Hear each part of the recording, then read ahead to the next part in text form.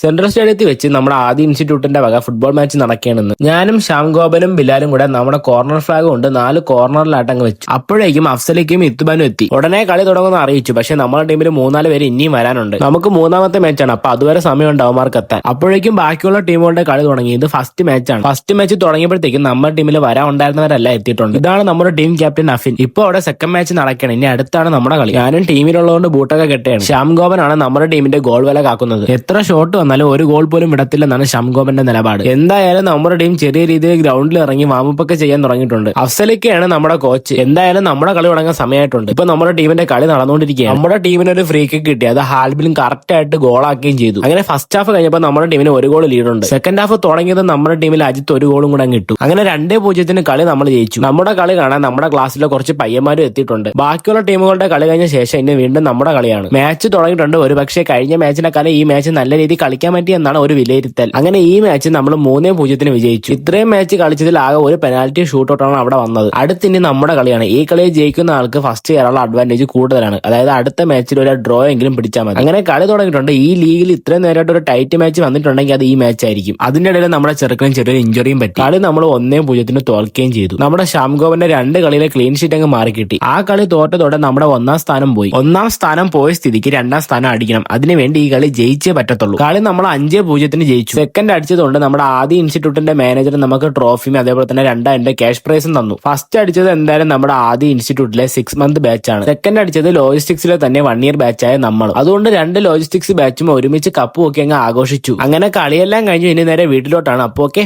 By.